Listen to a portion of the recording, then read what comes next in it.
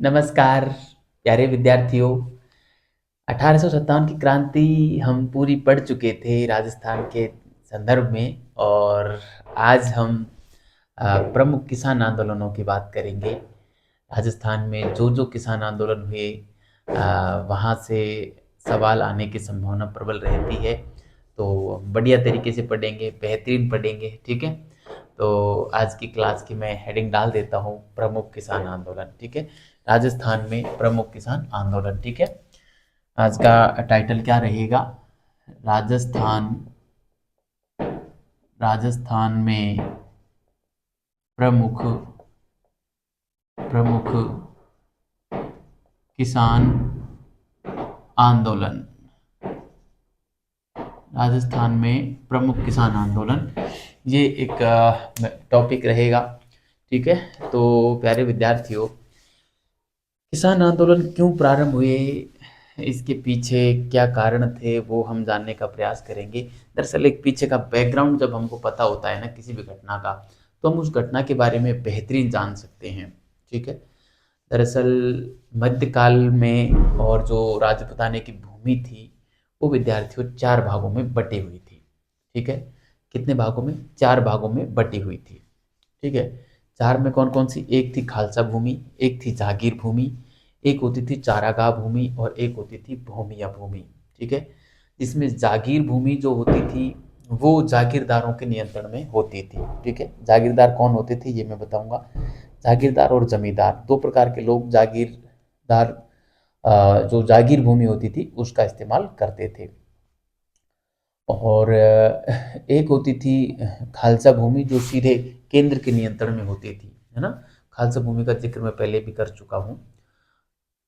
चारागाह भूमि किसी के भी नियंत्रण में नहीं होती थी, उस पर किसान अपनी जो है जो पशु होते थे उनको सीधे चराते थे। चारागाह भूमि, जैसा कि शब्द से स्पष्ट हो रहा है, चारागाह था, है ना।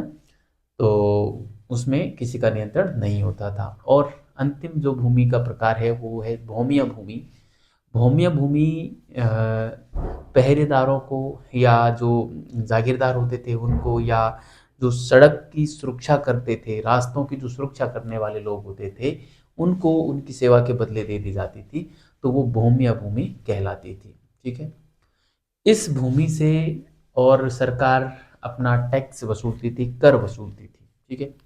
कर दो प्रकार के यहाँ पे प्रमुख रूप से हमको देखने को मिल सकते हैं। एक भू राजस्व कर के रूप में, और एक थी लाग बाग। विभिन्न प्रकार की लाग बागें यहाँ पर चलती थी, ठीक है। अब बात करें इससे आगे कि लाग बाग आखिर कितने प्रकार की थी, कर कितने प्रकार के थे। तो कर में तो भू राजस्व कर हो गया, ठीक है। भू राजस्व कर दो प्रकार से वसूला जाता था। एक नकद, यानी कि पैसे देकर, पैसे दे दो आप, जिसको बीघोड़ी बोलते थे, है ना। बीघोड़ी बोला जाता था। और बीघोड़ी या उद्रंग भी बोला जाता था ना, उद्रंग, बीघोड़ी या उद्रंग भी बोला जाता था। और एक जो होता था अम, अनाज के रूप में जो दी जाती थी उसको बोलते थे भोग बोलते थे, भोग, ठीक है। और इनको वसूलने का जो तरीका था वो भी कई प्रकार का होता था, जैसे लाटा है, कूंता है ना, और रेख है ना। इस प्रकार से ही इनके प्रकार थे। एक एक की बात हम यहाँ पे डिटेल में करने वाले हैं, ठीक है। लाग बाग जो होती थी वो भू राजस्व के अलावा भी बहुत सारी लागें रहती थी, है ना। जैसे खिचड़ी लाग है, कोई जो है अ, चूड़ा लाग है ना। जैसे कि ठकुराइन जो ठाकुर होते थे, उस जमाने के सामंत जो होते थे, उनकी घरवाली चूड़ा पहनेगी तो उसके ऊपर भी कर लगाते थे कि लाओ साहब ठकुराइन का ये चूड़ा लाग है ना। खिचड़ी लाग, ऐसे ऐसे तलवार बंदाई कर एक चलता था मेवाड़ में, है ना। तलवार बंदाई कर क्या होता था, यदि किसी कोई नया शासक बना है तो उसकी उसका राज्याभिषेक करने के लिए जो खर्चा होता था उसको तलवार बंदाई कर के रूप में और आम जनता से वसूल लिया जाता था। और वो लोग एक शाही अंदाज में अपना राज्याभिषेक समारोह मनाते थे। मतलब पैसा जनता का, ऐशो आराम की जिंदगी जीते थे राजपूत जो सामंत होते थे वो। ये सबसे बड़ा कारण बना किसान आंदोलन होने का, क्योंकि किसान कर देते थे और फायदा जो अभिजन वर्ग के लोग थे, सामंत और जो शासक लोग थे, उनको फायदा होता था। ये किसान आंदोलन का प्रमुख कारण बना। इसके चलते किसान आंदोलन हुए। ठीक है, आपको एक बेसिक पृष्ठभूमि समझ में आई होगी कि किस प्रकार भूमि थी और किसानों ने आंदोलन अपने शासकों के खिलाफ ही क्यों किया। समझ गए होंगे आप, क्योंकि वो आवश्यकता से अधिक और इन पर कर लेते थे। कहते हैं कि 84 प्रकार के कर मेवाड़ रियासत में लागू किए जाते थे या वसूले जाते थे, 84 प्रकार के, जिसमें से 74 प्रकार की तो लाग बागें थी, 10 प्रकार के कर थे, है ना। लाग बाग मतलब भू राजस्व के अलावा अन्य कर होता है ना, ये आपको ध्यान रखना है। ठीक है, तो प्यारे विद्यार्थियों, अब मैं यहाँ पे लिखना प्रारंभ करता हूँ।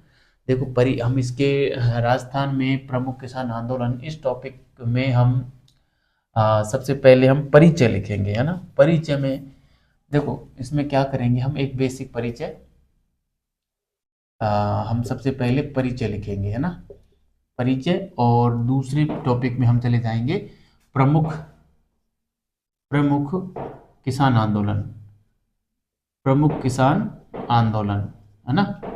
प्रमुख किसान आंदोलन में हमारे जो भी आएंगे, बिजोलिया, बेंगू, है ना, बीकानेर का, मारवाड़ का, है ना, और भी जो शेखावाटी का है ना, ये सारे इसी करके, ये सारे हम इसमें देखने वाले हैं। ठीक है, तो लिखने की आवश्यकता है ही नहीं, हम एक एक करके सारे पढ़ लेंगे। ठीक है, तो परिचय में आप लिखना प्रारंभ करें, मैं भी लिखता हूँ। परिचय में हम लिखेंगे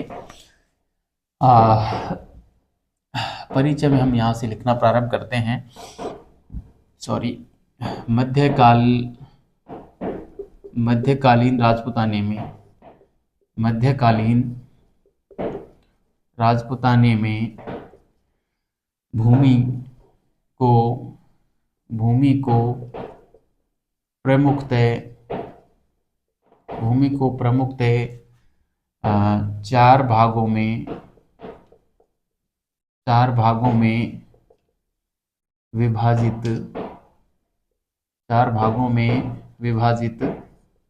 किया गया था। चार भागों में विभाजित किया गया था। ठीक है, चार भाग कौन कौन से थे? अब इन चार भागों की हम बात करें तो एक नंबर पे मैं लिखता हूँ जागीर भूमि। ठीक है, कौन सी?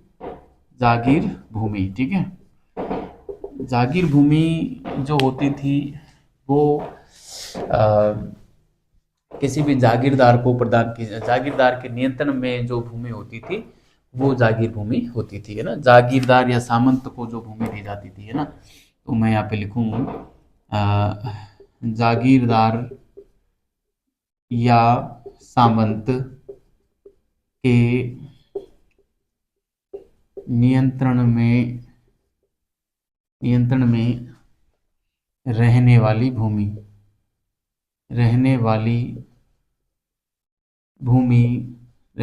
भूमि जागीर भूमि कहलाती थी।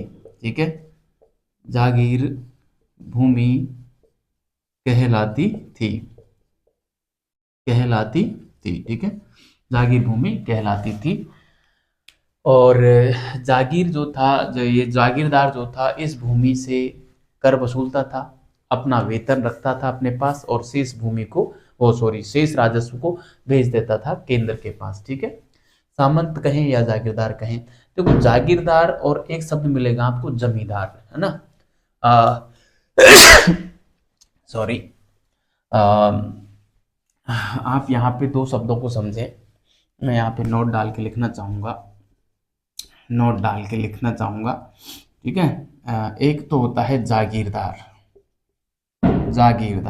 है ना, और एक होता है जमींदार, है ना, है ना। जागीरदार और जमींदार में क्या अंतर होता है विद्यार्थियों, मैं आपको बताना चाहूँगा यहाँ पे। जैसे कोई भी भूखंड है, आयलात है ना, मान लीजिए ये कोई जमीन का टुकड़ा है, कोई जागीर है ना, इसको कोई भी गांव आप दे सकते हैं, जैसे बिजोलिया ही नाम दे दिया इसको, क्या दे दिया, मान लीजिए ये क्या है, बिजोलिया है ना, क्या है, बिजोलिया है। ठीक है, बिजोलिया की जागीर है। अब इस क्षेत्र को किसी व्यक्ति को यदि अलॉट किया है, है ना, कि भाई ठीक है तेरा नाम मैंने बोल दिया, तू जा वहां पे शासन कर ले, और उसको आनुवंशिक अधिकार नहीं दिए, तो ये तो क्या जागीर अलॉट कर दी, तो उस भूमि को प्राप्त करने वाला व्यक्ति क्या कहलाएगा, वो कहलाएगा जागीरदार, है ना, जागीरदार कहलाएगा। मगर इसकी शासन व्यवस्था इतनी गजब की थी कि बड़ा ही शानदार शासन किया, और वहाँ की जनता इससे खुश रहने लगी, इसके परिवार से खुश रहने लगी, तो इस व्यक्ति को आनुवंशिक बना दिया कि ठीक है तेरा बेटा अभी यहाँ पे शासन कर लेगा, तेरी जमीन हुई आज से, जमीन का मालिक बना दिया कहने का मतलब। तो वो हो गया फिर जमींदार, है ना।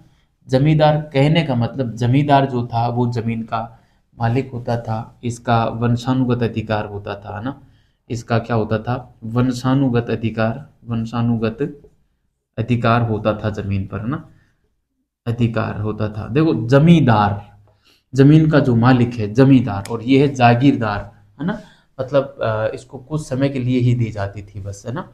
तो ये तो जमींदार मतलब जमीन का मालिक होता था एक तरीके से, ये आनुवंशिक अधिकार रखता था, है ना। जागीरदार जैसे ही आनुवंशिक अधिकार रखता था वो जमींदार में, वो जमींदार कहलाने लगता था बस, है ना, और उससे पहले ये जागीरदार कहलाता था, बस इतना सा अंतर आप समझे जागीरदार और जमींदार में, ठीक है।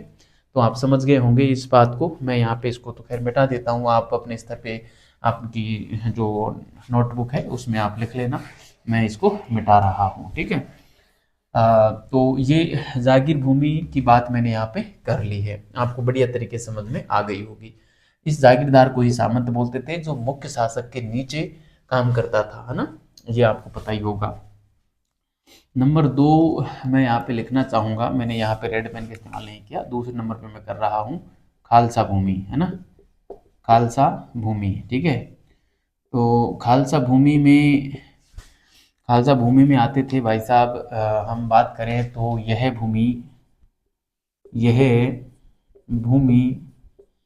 सीधे सीधे केंद्र के, केंद्र या जो है शासक, है ना, केंद्र या शासक के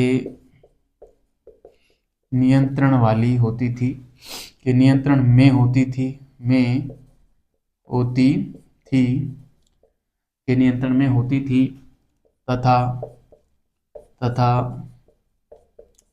यहाँ से वसूला जाने, यहाँ से वसूला जाने वाला, यहाँ से वसूला जाने वाला राजस्व सीधा शासक या केंद्र सरकार के पास जाता था, शासक या केंद्र के पास, केंद्र के पास जाता था, ठीक है। आप समझ गए होंगे कि खालसा भूमि मतलब यह भूमि सीधे केंद्र या शासक के नियंत्रण में होती थी, तथा यहाँ से वसूला जाने वाला जो राजस्व था वो सीधा केंद्र के पास जाता था, ठीक है। ये आप बढ़िया तरीके से समझ गए होंगे खालसा भूमि क्या होती थी। मैं आता हूँ चारागाह भूमि पर। चारागाह जैसा कि शब्द से ही स्पष्ट हो रहा है, बस चारागाह, है ना, चारागाह मतलब किसी के भी नियंत्रण में नहीं होती थी, है ना। यह भूमि, यह भूमि किसी के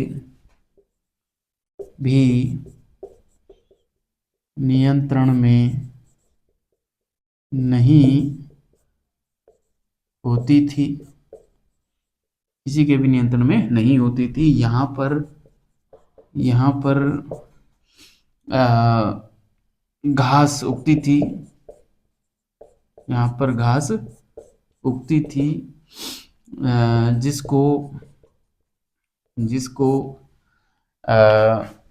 किसानों, जिसको मतलब जागीर के जो आवारा पशु थे, आवारा या पालतू पशु, वो इसको चरते थे, है ना। यहाँ पर घास उगती थी जिसको पशु पशु खाते थे, या जो भी है पशु खाते थे, या किसान यहाँ से काट कर ले जाते थे, है ना, खाते थे, या किसान अपने पशुओं हेतु ले जाते थे, है ना, अपने पशुओं हेतु ले जाते थे। एक बेसिक सा फंडा है बस, इसमें ज़्यादा कुछ है नहीं। अच्छा ये 3 नंबर है, मैंने गलती से इसको 2 नंबर लिख दिया है।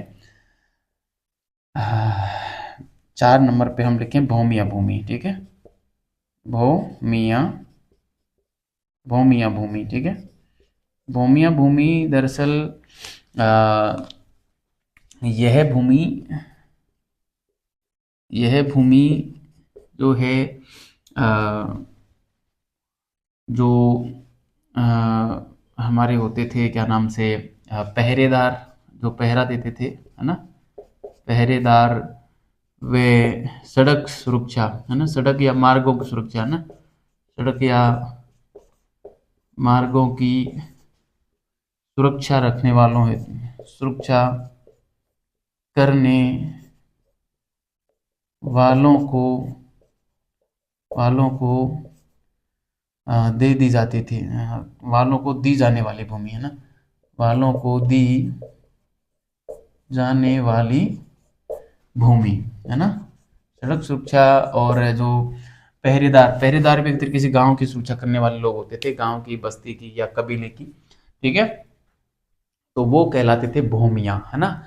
और ये लोग भूमिया कहलाते थे, और भूमिया इसलिए कहलाते थे कि ये बस अपने वेतन के बदले में और भूमि या आयलात, एक भूखंड प्राप्त करते थे और उसका ये उपयोग अपने हित में करते थे, ठीक है। आप समझ गए होंगे 4 प्रकार की भूमि मैंने यहाँ पे बता दी आपको। अब इस 4 प्रकार की भूमि से और जो शासक वर्ग था वो कर वसूलता था, है ना, ठीक है। तो हम यहाँ पे लिखेंगे उक्त 4 प्रकार की भूमि, उक्त प्रकार की भूमि से या उक्त सभी प्रकार, उक्त, देखो यहाँ से जागीरदार वसूलता था, यहाँ से सीधा केंद्र वसूलता था, यहाँ से कोई कर नहीं वसूला जाता था ना, इससे कोई कर नहीं वसूला जाता था। यहाँ से जो है पहरेदार वगैरह इनको दी जाती थी भूमि, तो इनसे भी जो कोई थोड़ा बहुत आता था वो सीधा ये लोग अपनी मेहनत वगैरह का मेहनताना के रूप में रख लेते थे, और जो है कभी भेज भी देते थे, कभी नहीं भेजते थे। सामंतवादी प्रणाली में बड़ा ही गंदा सिस्टम रहता था, है ना। आगे चलकर इस सामंतवादी प्रणाली को हटाएगा इल्तुतमिश मध्यकाल में आके, वो इसीलिए हटाएगा क्योंकि ये लोग, जो सामंत लोग जो थे, जागीरदार जो थे, वो अपना वंशानुगत अधिकार रखने लगे थे और केंद्र को पैसा ही नहीं भेजते थे, बस अपनी मनमर्जी करते थे। इस वजह से उनको हटाकर और वो एकता व्यवस्था लेके आता है और फिर वहाँ पे इक्तेदार नियुक्त करता है, जो कि आनुवांशिक नहीं होते थे, है ना। उनका स्थानांतरण भी किया जा सकता था, एक भूमि से दूसरी भूमि दे दी, फिर उसको कहीं दूसरी जगह भेज दिया, इस प्रकार से होता था। वो हम पढ़ेंगे मध्यकाल, जब हम पढ़ेंगे तब हम इल्तुतमिश में बहुत डिटेल से पढ़ने वाले हैं, बहुत बेहतरीन तरीके से पढ़ने वाले हैं। हम यहाँ पे लिखेंगे उक्त भूमि से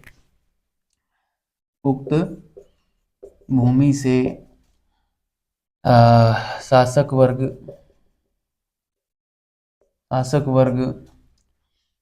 जनता से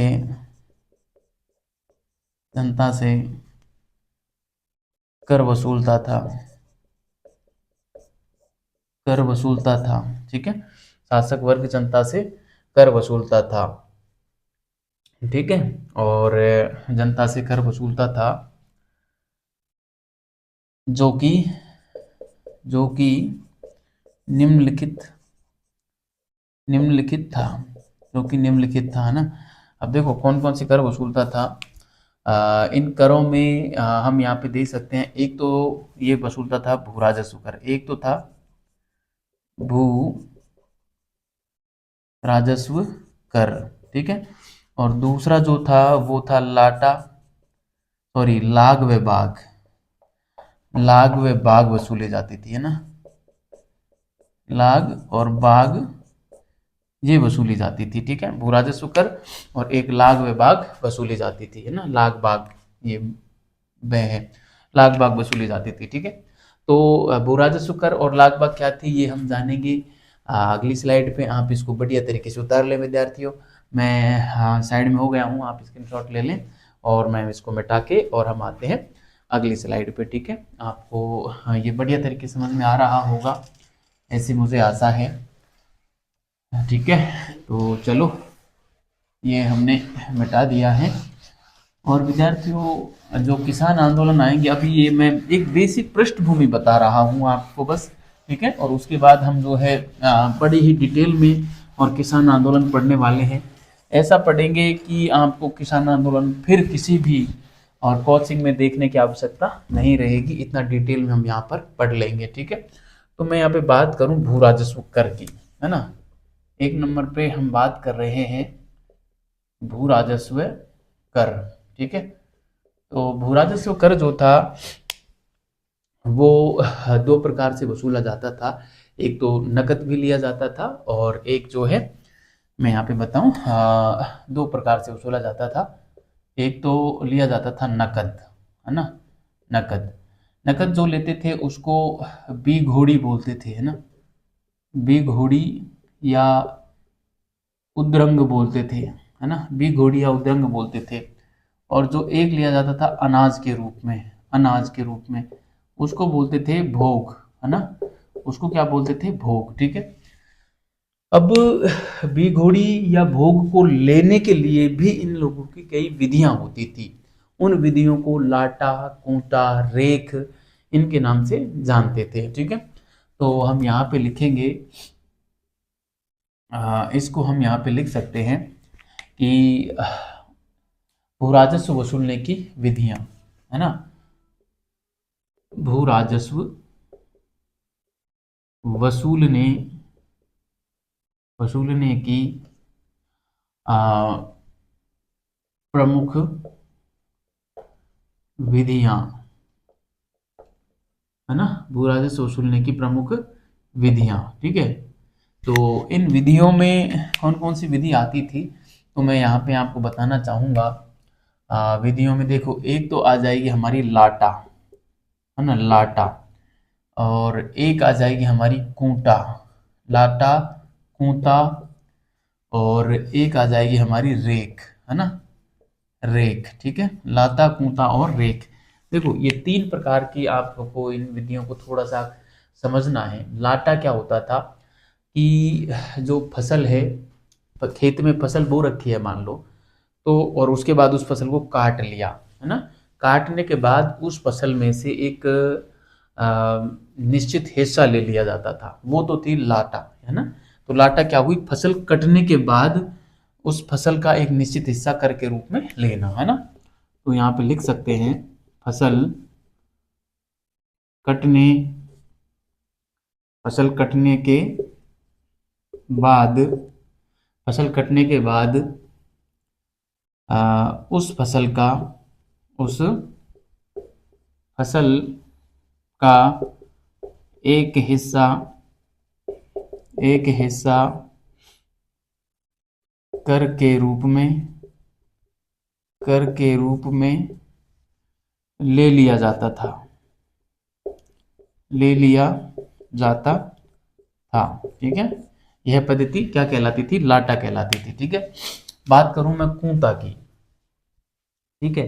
कूटा में क्या होता था? खड़ी फसल, अभी फसल काटी नहीं गई है, फसल खड़ी है लेकिन पक चुकी है, ठीक है।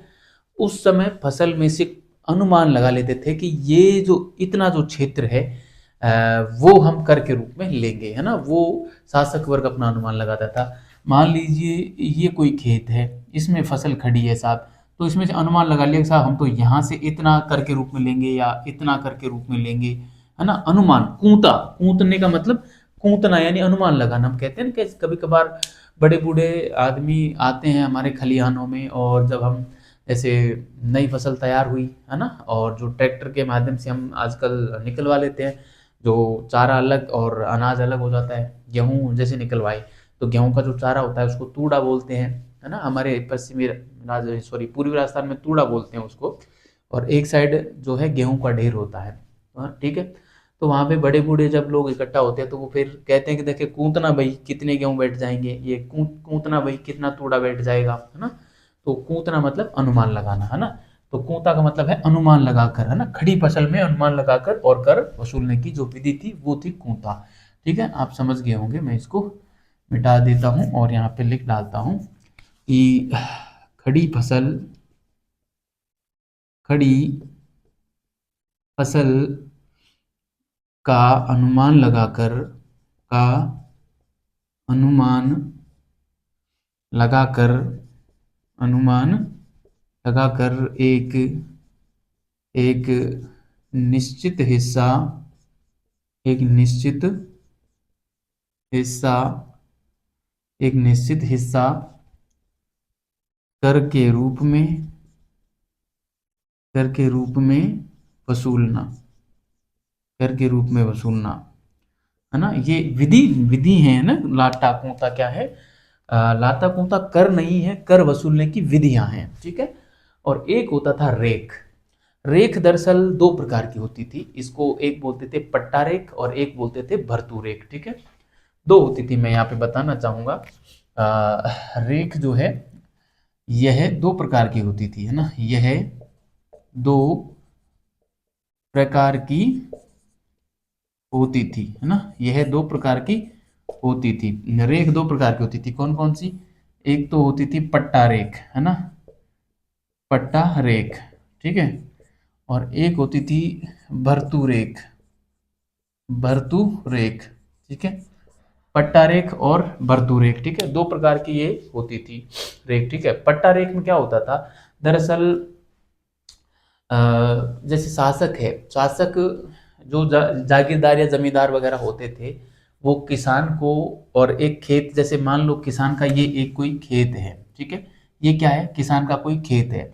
अब जागीरदार ने किसान को इस खेत का एक पट्टा जारी कर दिया, है ना। पट्टे जारी होते ही आज भी होता है ना। तो पट्टा जारी कर दिया। उस पट्टे में एक निश्चित राशि होती थी कि इस खेत में खेती करने वाला किसान हमको 1,000 रुपये देगा, मान लीजिए 1,000 रुपये उसमें लिखा होता था। जितना लिखा होता था वो होता था पट्टा रेख, है ना। यानी कि 1,000 रुपये उसमें लिखा हुआ होता था। तो वो राशि कहलाती थी पट्टा रेख, ठीक है। और किसान जमा कितना करवाता था केंद्र में, है ना। होती तो 1,000 रुपये थी। मान लो 1,000 रुपये उसको असल पैदा नहीं हुए, तो वो उतनी रकम कहाँ से देगा? नहीं दे पाएगा। या फिर उस अनुपात में नहीं हो पा रहा है उत्पादन, तो भी नहीं दे पाएगा। फिर वो यदि वो 800 रुपये दे रहा है या 900 रुपये दे रहा है, तो वो होती थी भरतू रेख, है ना। तो पट्टा रेख, पट्टे में अंकित की गई भू राजस्व की राशि, तो पट्टा रेख कहलाती थी। और किसान के द्वारा अपने सामंत या जागीरदार को दी गई वास्तविक राशि क्या कहलाती थी? भरतू रेख कहलाती थी, है ना। तो ये है, ठीक है।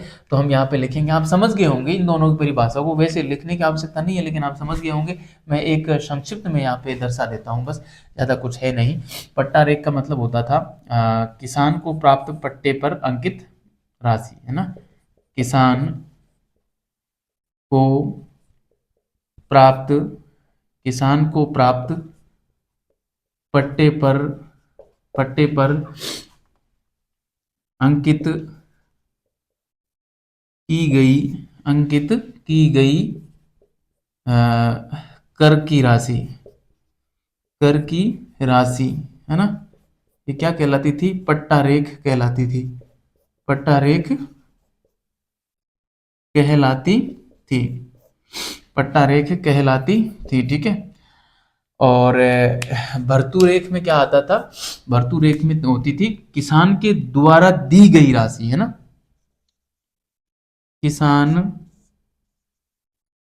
के द्वारा किसान के द्वारा जागीरदार जागीरदार या सामंत को दी गई वास्तविक राशि क्या कहलाती थी? भरतू रेख कहलाती थी। भरतू रेख कहलाती थी, ठीक है। भरतू रेख कहलाती थी, ठीक है। आप समझ गए होंगे कि पट्टा रेख और भरतू रेख क्या होती थी, लाटा पूंता क्या होती थी, ठीक है। आप इसमें अंतर तीनों में समझ गए होंगे और तीनों विधियों को बढ़िया तरीके से जान गए होंगे, ठीक है। तो एक तो हमने पढ़ा भू राजस्व के अंदर, भू राजस्व को इस इतने प्रकार से उगाया जाता था, ठीक है। तो आप इसको समझ गए होंगे। दूसरे नंबर पे मैं आता हूँ, लाग बाग क्या होती थी, है ना। दूसरे नंबर पे, एक नंबर पे भू राजस्व और दूसरे नंबर पे मैं यहाँ पे लिख रहा हूँ लाग बाग, है ना। लाग और बाग, ठीक है। लाग बाग में क्या होता था?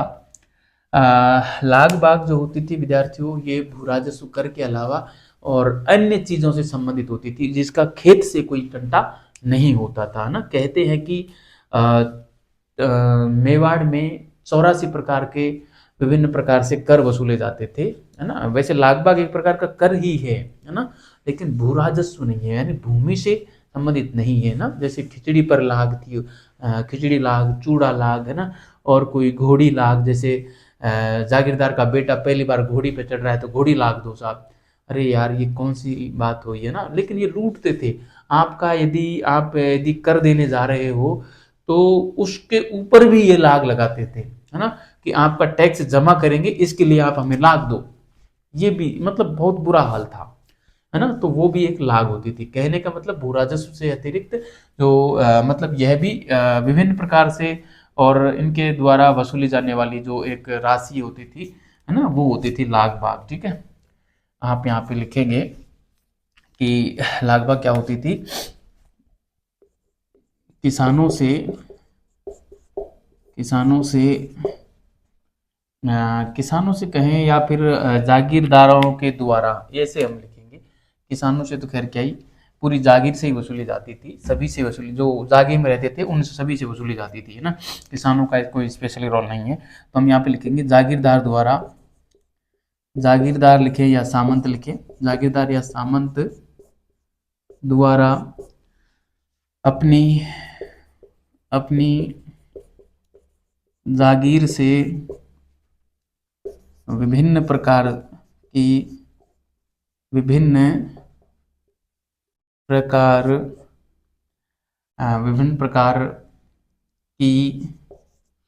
लाग बाग वसूली जाती थी, है ना। लाग बाग वसूली जाती थी,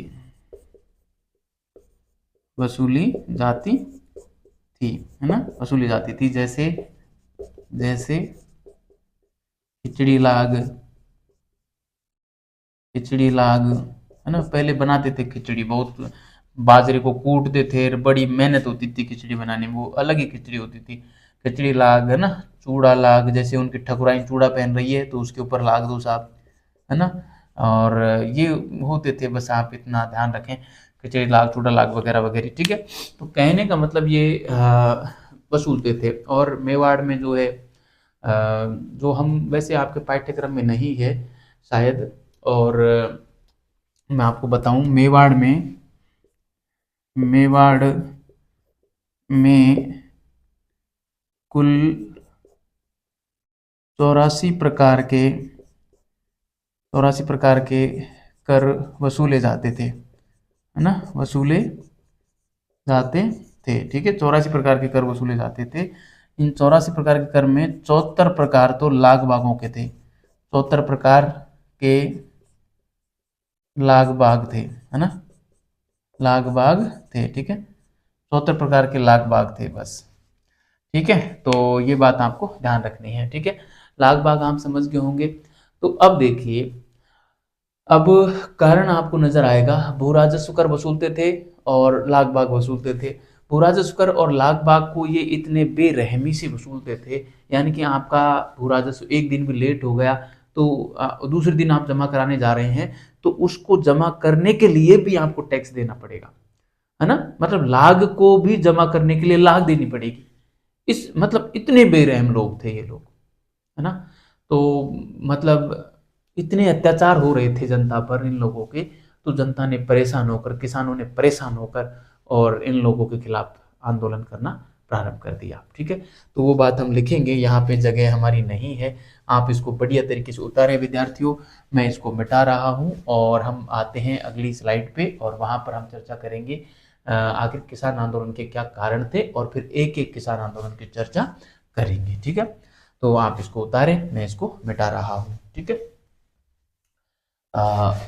ये एक बेसिक पृष्ठभूमि चल रही है अभी, है ना, परिचय पे चल रहे हैं। दरअसल परिचय में हमको समय लगता है विद्यार्थियों, उसका कारण ये है कि परिचय बढ़िया तरीके से समझ में आ जाता है ना, तो फिर विद्यार्थी को किसी प्रकार की दिक्कत नहीं आती आगे कंसेप्ट में, है ना, रट्टा नहीं मारना पड़ता फिर। और एक बार यदि कंसेप्ट क्लियर नहीं होता है ना, तो फिर इतिहास रट्टा मारने जैसी चीज हो जाती है ना। और कहाँ तक रट्टा मारोगे इतनी सारी क्लासों को, है ना। अभी तक आप मान के चलिए कि अपनी क्लासें 200 हो गई हैं, लगभग लगभग 200 क्लास हो गई हैं। प्राचीन भारत अभी मुझे लगता है कि 70% समथिंग अपन निपटा चुके हैं। अभी मौर्य काल बच रहा है, मौर्योत्तर काल और गुप्त काल और फिर हर्षवर्धन काल, फिर खत्म हो जाएगा, है ना। और एक आधा टॉपिक और बचेंगे बस, और उसमें ज़्यादा क्लासें नहीं है। तो फिर लगभग 70% आप मान के चलिए, और 30% बच रहा है ना। राजस्थान लगभग समाप्त होने को है। अब ये किसान आंदोलन, उसके बाद आदिवासी आंदोलन, और फिर प्रजामंडल आंदोलन और राजस्थान का एकीकरण। तो इसमें बहुत अधिक क्लासें नहीं लगेंगी, इसका भी आप 70% मान सकते हैं, या ज़्यादा ही मान सकते हैं। थोड़ी क्लासें बची हैं, ज़्यादा नहीं है, ठीक है। और उसके बाद हम फिर मतलब 2 सेगमेंट पूरा कर चुके होंगे। कितने में से? अपने टोटल सेगमेंट हैं इतिहास के 5, है ना। इसमें प्राचीन भारत का इतिहास, मध्यकालीन भारत का इतिहास, आधुनिक भारत का इतिहास 3, एक राजस्थान का इतिहास 4 और एक विश्व का इतिहास। 5 सेगमेंट में से 2 सेगमेंट हम पूरे कर चुके होंगे। उसके बाद अपन जो है आधुनिक भारत स्टार्ट कर देंगे, और एक मध्यकालीन भारत कर देंगे या विश्व का इतिहास कर देंगे, ठीक है।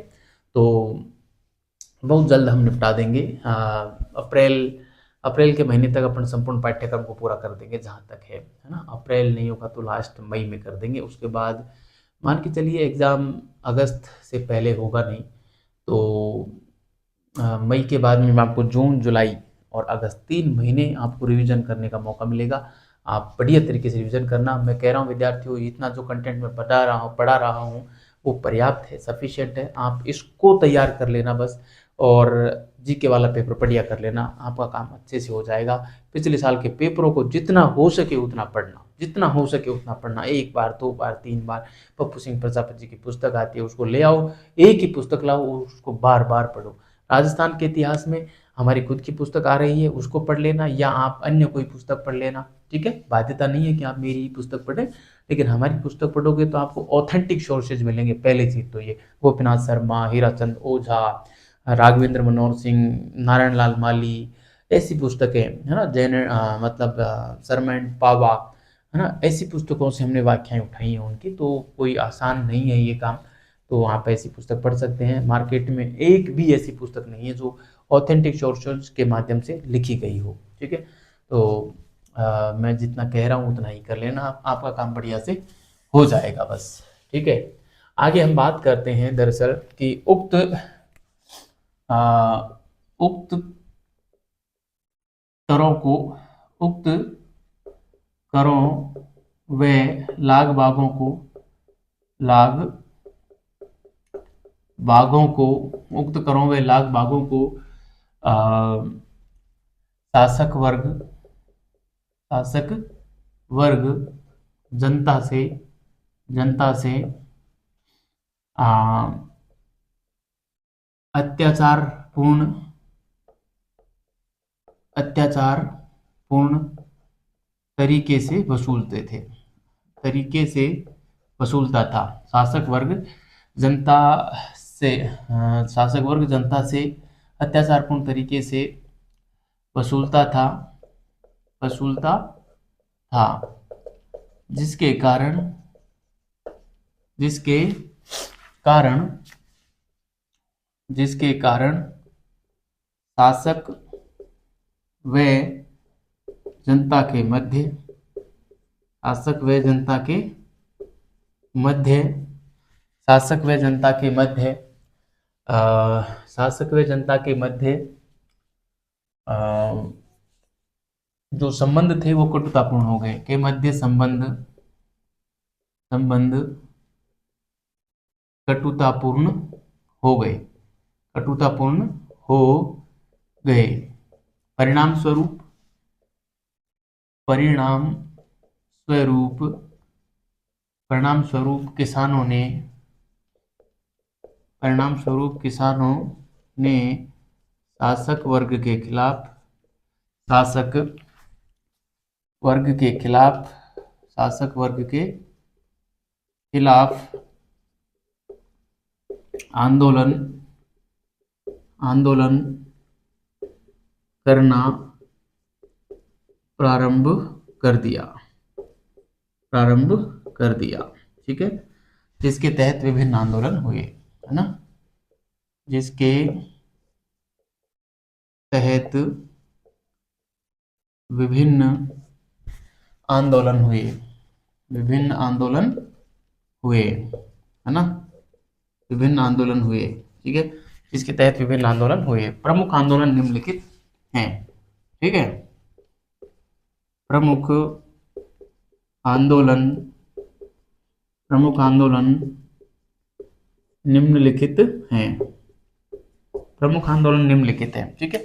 तो इस प्रकार से विद्यार्थियों एक बेसिक पृष्ठभूमि को बनाते हुए एकदम सारी चीजों को कनेक्ट करते हुए मैं सीधा ले आया हूं आपको बिजोलिया किसान आंदोलन की ओर, है ना। अब हम सबसे पहले बिजोलिया किसान आंदोलन पढ़ेंगे, क्योंकि सबसे पुराना और सबसे लंबा, भारत का सबसे लंबा चलने वाला किसान आंदोलन था, एकदम संगठित आंदोलन था, है ना। तो हम यहाँ पे डालते हैं बिजोलिया किसान आंदोलन, ठीक है। एक नंबर पे बिजोलिया, बिजोलिया किसान आंदोलन, बिजोलिया किसान आंदोलन, ठीक है।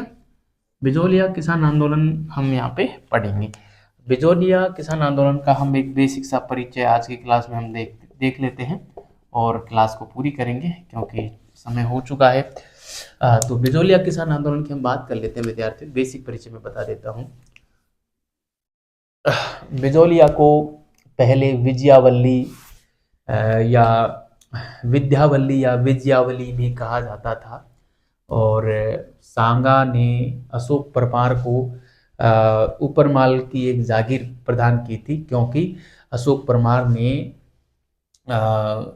जो कि भरतपुर का था अशोक परमार, उसने सांगा को खानवा के युद्ध में सहायता दी थी, ठीक है, इसलिए।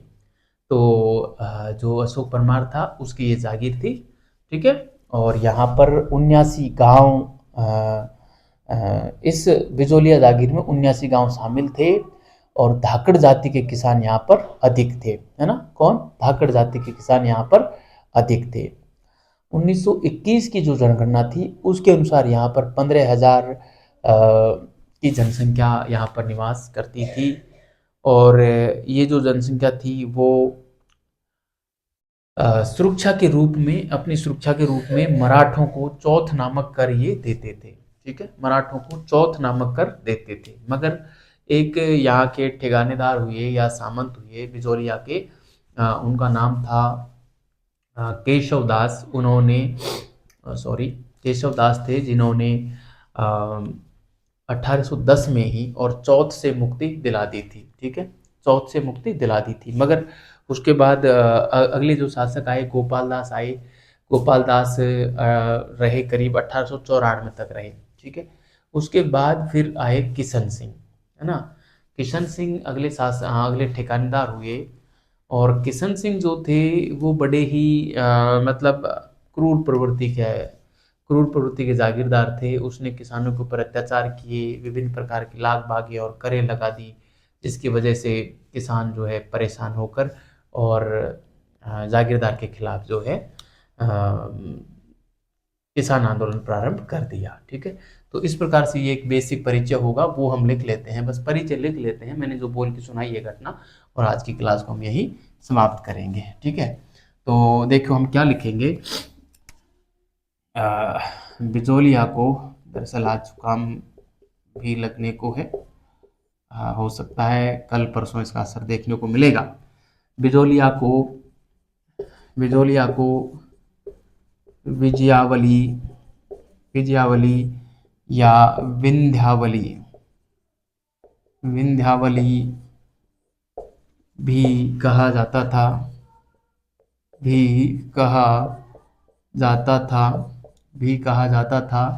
ठीक है।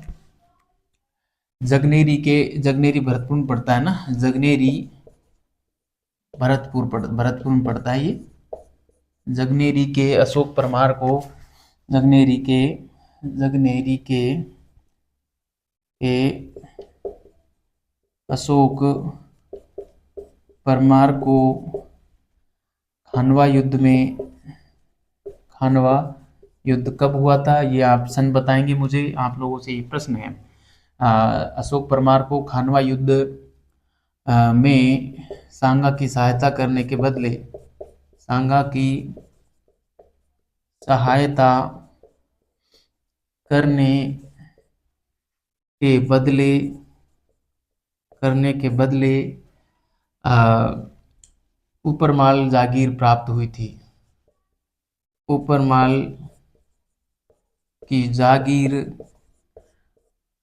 जागीर सांगा द्वारा प्राप्त हुई थी, है ना। मतलब सांगा ने और अशोक परमार को दी थी, सांगा द्वारा प्राप्त हुई। ठीक है, सांगा द्वारा प्राप्त हुई। तो अशोक परमार जो है इस का ठिकानेदार था एक तरीके से। ठीक है, तो और यहाँ पे कुल इस जागीर में मैं यहाँ पे बात करूँ, बिजोलिया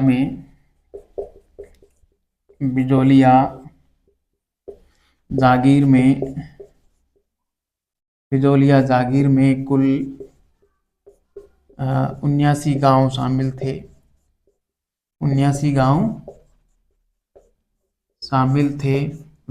शामिल थे जिसमें या जिनमें धाकड़ जाति के किसान अधिक निवास करते थे। धाकड़ जाति के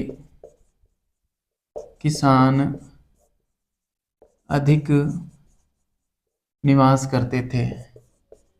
धाकड़ जाति के किसान अधिक निवास करते थे। ठीक है, धाकड़ जाति के किसान अधिक निवास करते थे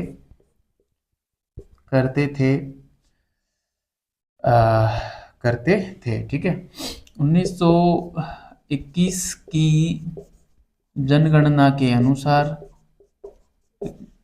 1921 की जनगणना के अनुसार 1921 की जनगणना के अनुसार 1921 की जनगणना के अनुसार यहाँ की जनसंख्या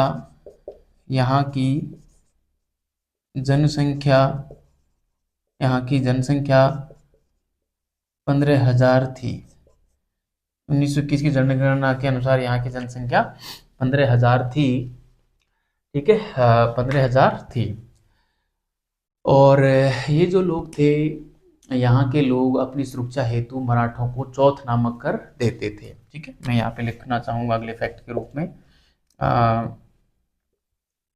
यहाँ के किसान लिख देते हैं। यहाँ के किसान अपनी किसान या नागरिक लिखें तो बढ़िया रहेगा ना।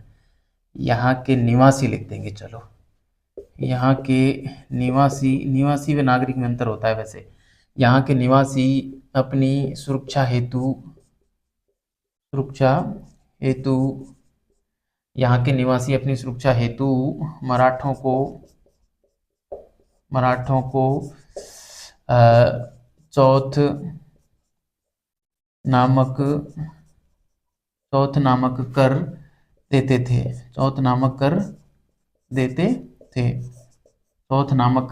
थे। ठीक है, मगर जो केशव दास नाम का एक यहाँ पे जागीरदार हुआ, उसने 1810 में और मराठों को जो है कर चौथ नामक कर से छूट दिलवा दी थी, है ना, मतलब मुक्ति दिलवा दी थी। उसके बाद गोपाल दास आया, 1894 तक गोपाल दास रहा। ठीक है, उसके बाद में कृष्ण सिंह आया, कृष्ण सिंह ने जो है इनके ऊपर विभिन्न प्रकार की लाग बागें लगाई, इसके कारण किसानों ने विद्रोह कर दिया, आंदोलन कर दिया। ठीक है, हम यहाँ पे लिखेंगे आगे 1810 ईस्वी में केशव दास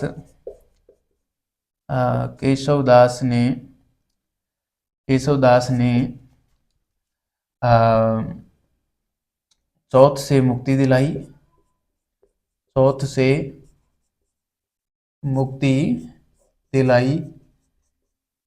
ठीक है, चौथ से मुक्ति दिलाई। केशवदास कौन था?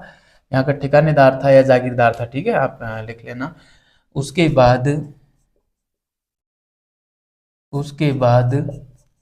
बिजोलिया का जागीरदार, बिजोलिया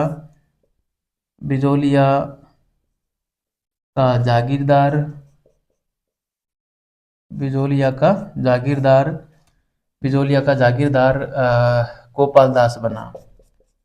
गोपाल दास बना, जो 1894 जो 1894 तक रहा, जो 1894 तक रहा। ठीक है।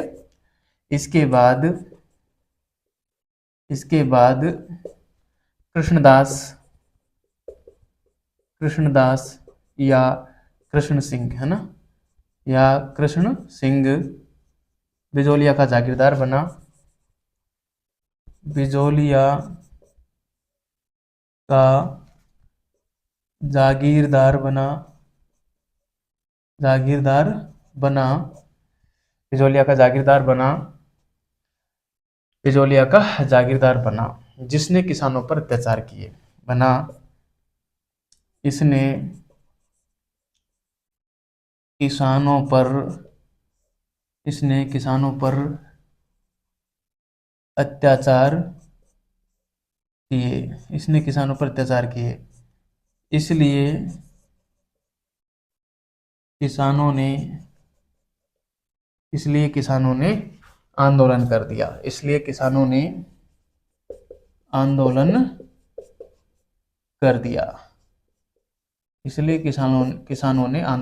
दिया, ठीक है। तो आप इसका स्क्रीनशॉट लें। ये था प्यारे विद्यार्थियों एक बेसिक परिचय बिजोलिया किसान आंदोलन में, किस प्रकार से किसान आंदोलन होता है, आखिर इसमें क्या किया था कृष्ण सिंह ने, वो बातें हम पढ़ेंगे अगली क्लास में। तब तक के लिए बहुत बहुत धन्यवाद विद्यार्थियों। अच्छे रहिए, मस्त रहिए और लगातार पढ़ते रहिए।